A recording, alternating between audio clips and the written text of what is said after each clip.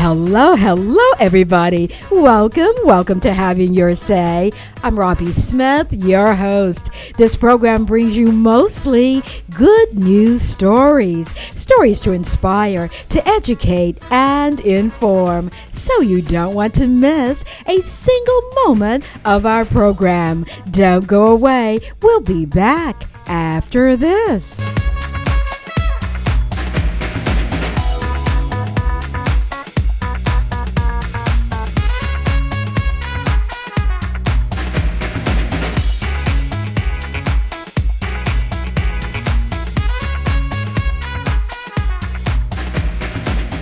Excuse me, what's the first thing you notice about a man?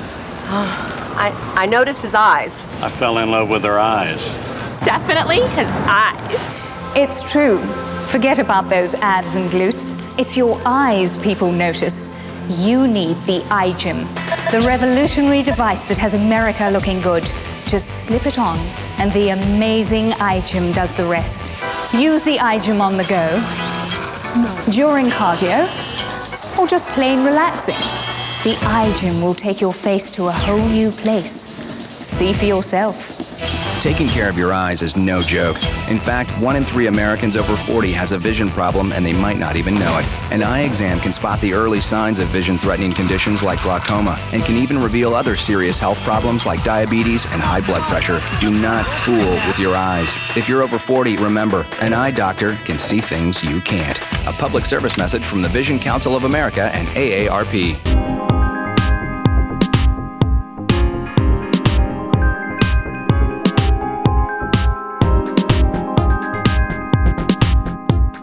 Welcome back, everybody, and thank you again for joining us here on Having Your Say. I'm Robbie Smith. On today's show, we are featuring Black people who are making a difference and making Black history today, where we'll start with that multi-millionaire investment broker, Chris Gardner, followed by Chairman of Radio and TV One, Cathy Hughes. We will also feature Congressman John Conyers, who has served in the U.S. House of Representatives for over 30 years. If time allows, we will also feature actress Marla Gibbs and Chicago entrepreneur Roger Salter Jr. So sit back, relax, and enjoy the program.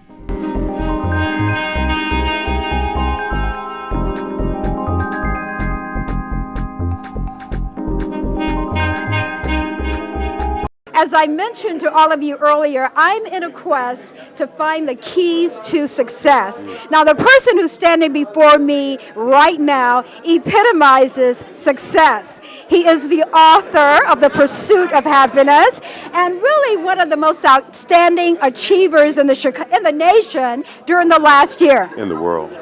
Okay, but go ahead. In the world. So I want to say hello to Chris Gardner. Congratulations on all of your fine work. We are trying to share with our audience what it takes to be a successful person. If you were to look at a couple of things that led to your success, what would they be? My mother, who taught me from day one that I could do or be anything I wanted to do or be. Find something that you love. And we're working towards a new definition of success, and it's got nothing to do with money. Find something you love and be bold enough to do it. That's it. And I'm thinking of the movie because I could go. I've seen you on Oprah. I've seen you on so many shows. But I want to get back to your mother being so inspirational in your life. I thought that part was kind of left out in the movie. And I've always wondered how you got your foundation. What key things did your mother or other people teach you that have stuck with you over the years? Well, first and foremost, when you do a film, you're telling the story one way. That's why I'm so happy I had a chance to do the book. And when you read the book, the first 2 stories in the book are about my mom telling me I could do or be anything. And this comes from a woman who had too many of her own dreams denied, deferred and destroyed, but she still instilled in me that I could have dreams and had the power and the responsibility. So it all comes back to my mother. Now, did you have a mentor as you were evolving into the person you are today? I've had numerous mentors. Barbara Scott Presco, W.J. Kennedy III, Bill Lucy. And you know what? The cool thing is now I get to be the mentor. So thank you so much for having me. I got to get downstairs and we'll see you. And we'll see you on program tonight. You know what? Yes. I'll see you at the movies. Okay, see you at the movies. And that was Chris Gardner. He is the co-host of the Indigo Gala Awards program this evening. And as you heard, he had certain people in his life to make it to where he is today. So you're such a wonderful success story for Black people. I want to congratulate you on that, first of all. But I don't consider myself or my company a success story. We're a work in progress. Well, I think we would like to say you're a success story, and we want to honor you for the award that you're getting this evening. Thank you. So what would you like to say to Indigo? This is their 11th gala, and each year they seem to find so many achievers. So what would you like to say to Hermine Hartman about continuing to do this great work? I'd like to say to Hermine that I pray that she will continue for 11 times 11 times 11 more years. It's so interesting because there's so many brothers and sisters, so many African Americans that are doing incredible things, but they never get recognized. And I think it's most important when we get recognized by our own, because to have your own say, job well done. And so Hermine is doing just a great job of identifying individuals that aren't always in the spotlight in terms of being thanked for the contribution that they have made and are making. So I say thank you to Hermine. Now also, I attended the Rainbow Push conference last year, and you were the luncheon speaker. Yes, that was wonderful. In fact, we videotaped part of that and showed it on our station here. But I want to congratulate you because you told us that your company had become a $3 billion company. Yes. And that is so inspiring, and also the good programming that you bring to your station. Thank you. Thank you. We try to set an example of it's possible to do good and do well at the same time. It is so often assumed that if you make money, you forsake your community and your roots. And I think that Radio 1 and TV 1 are the best examples that you can service your community, super service your community, be of assistance to your peoplehood, and at the same time be financially successful. Once again, thanks and have a great evening.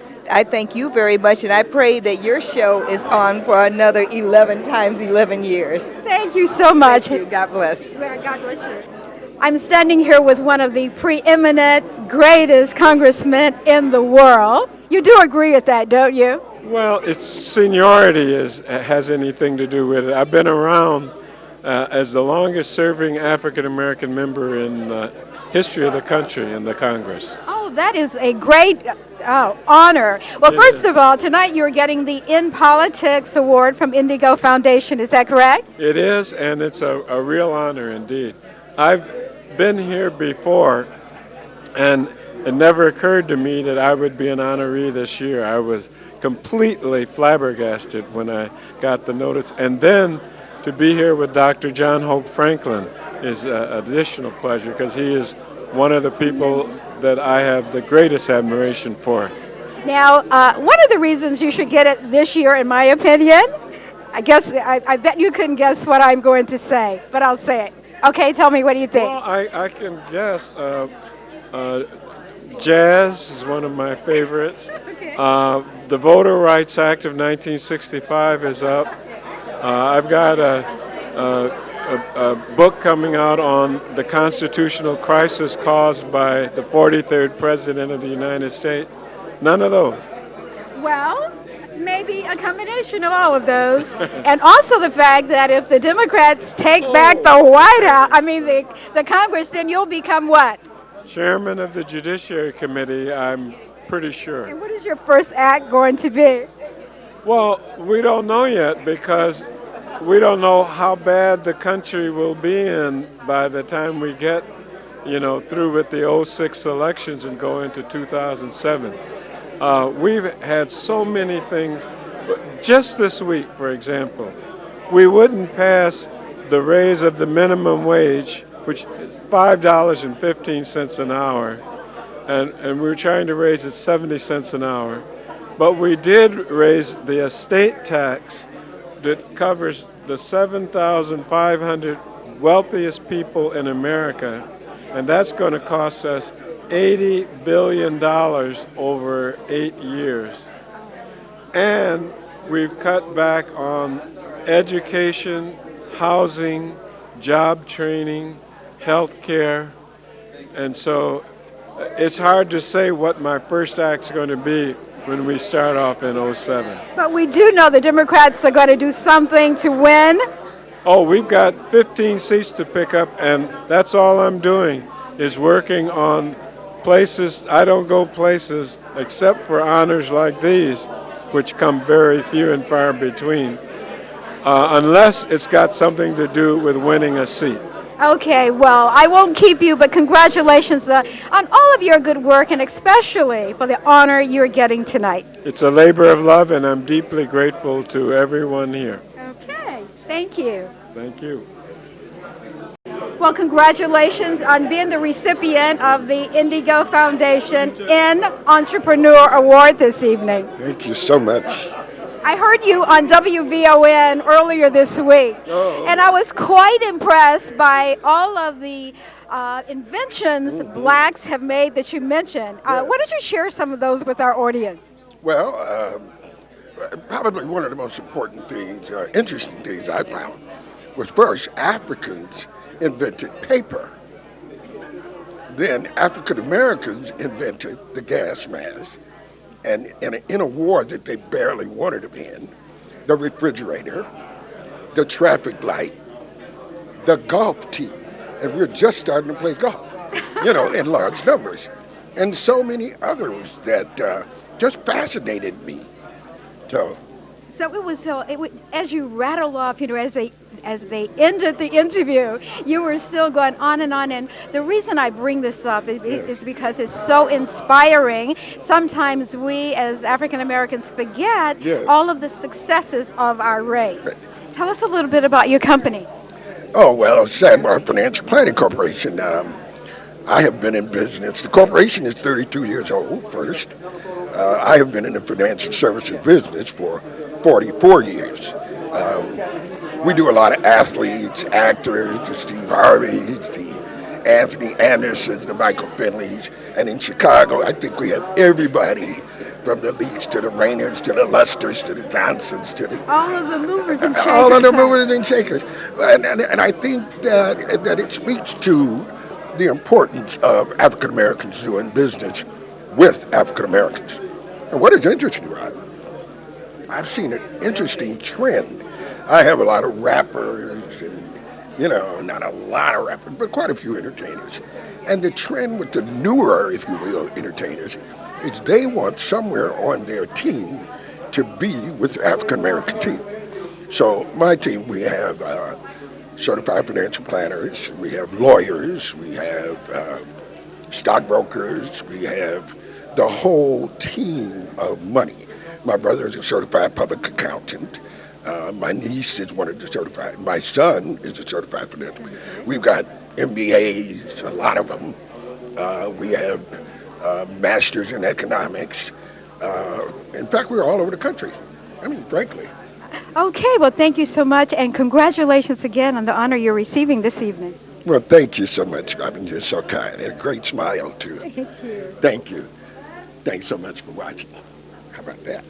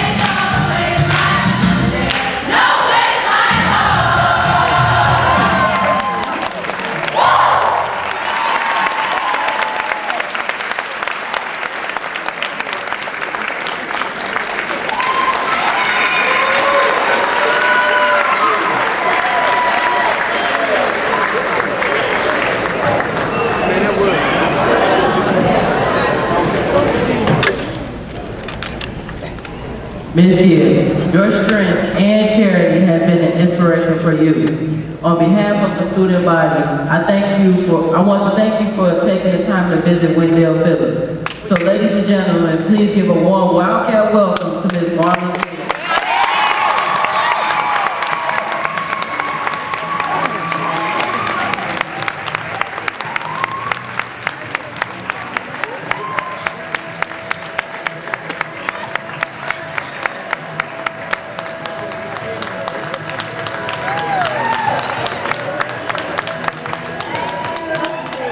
Thank you so much.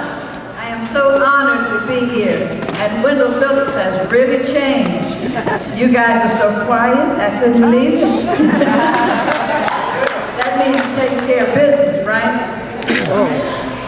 I thought I'd start with a couple of quotes today. Of course, looking at the school, you probably know all these things already, so anything anybody says, you practice subconsciously, you really already know it. But I'm going to say it anyway. Jesus said, I and my Father are one.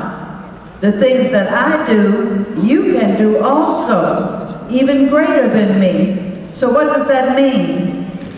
It means that you and the Father are one, and that you come here with everything you need to do anything that you want. And when you come to places like Wendell Phillips, they help you develop all the things that you came in with, so that you can be and do everything that you want to do. But you have to take care of business. When you make one step, God will make two. But you must make yours first in faith. You step out on faith when you want to do something, and the universe conspires with you to take you where you want to go. God will make those two steps. So you're here, you have to focus on what it is you want to do. Phillips is trying to help you be the captain of your ship and the master of your faith. When you expand your mind, you have more access to God, and God has more access to you. So you want to be here and expand your mind. When I was coming to Phillips, I didn't really expand my mind the way I could. I came over from St. Elizabeth, and I let a young lady who was in the class talk me into skipping class. I was in sewing.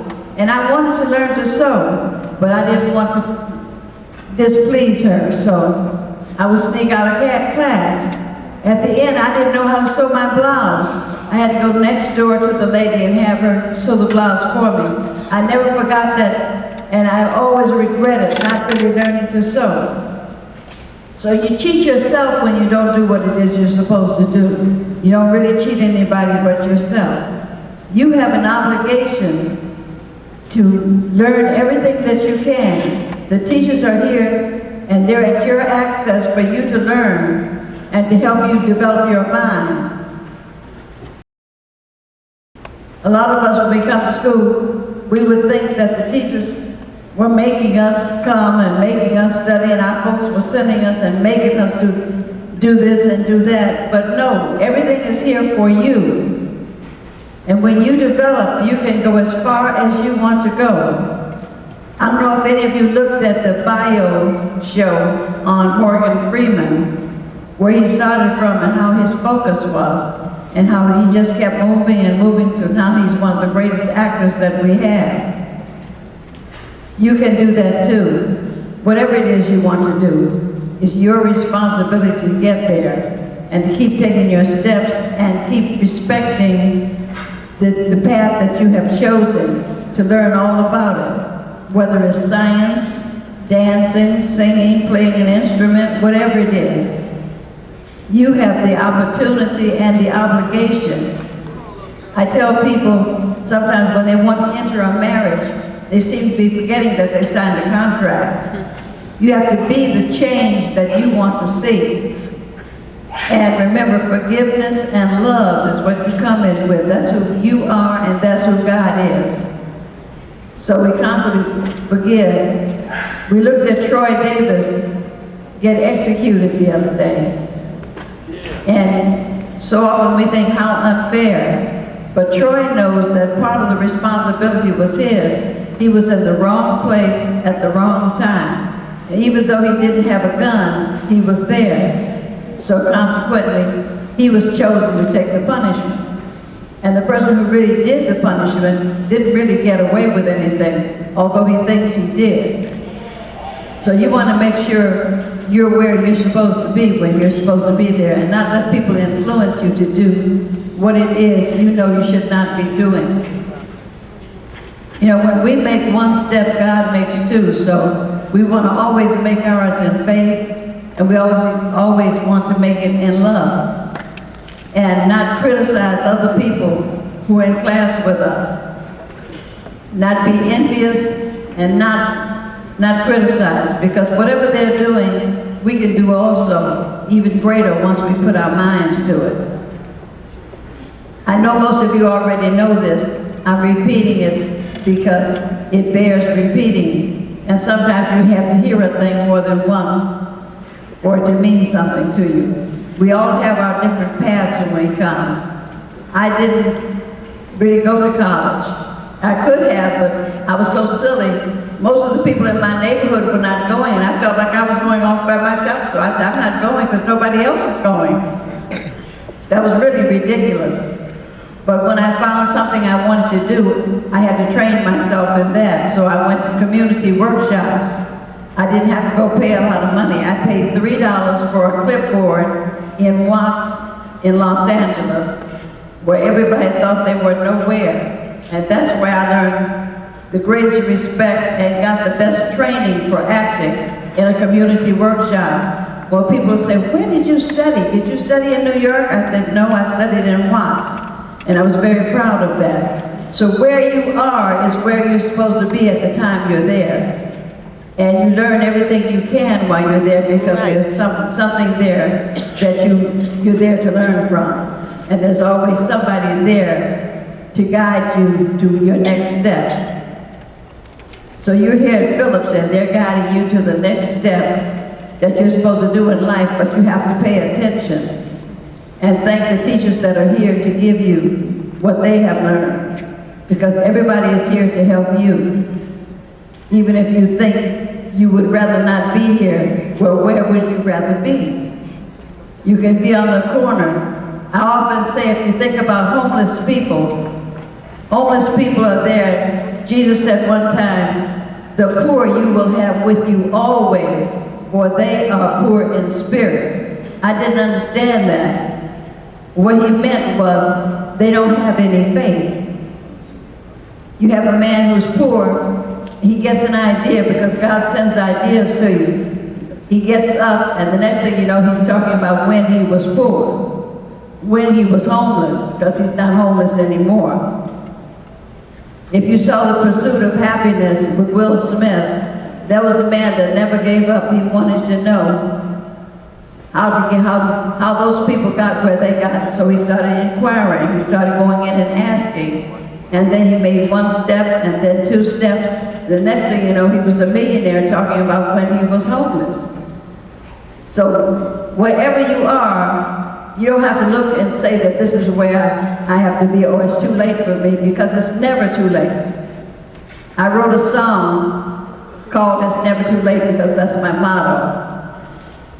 As long as you breathe, you better believe it's never too late for life. Drop all your fear, cause as long as you're here, it's never too late for life. Dream your dreams, scheme your schemes, living your life is the way. You cannot borrow from tomorrow. We only get one day. So don't give me the blues, cause I've got good news. It's never too late for life. Start being bold and stick to your goal. Forget all that stress and strife. Just keep the faith and trust your heart. But use your head, cause that's being smart. It's never too late for life. And with some help from above, lots of help from above, it's never too late for love.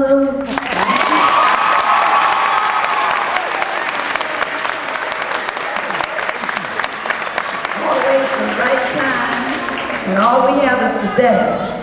That's why the day is called the presents, because it is indeed a present for you. So take advantage of your present, open your packages, and look at your present. Thank you.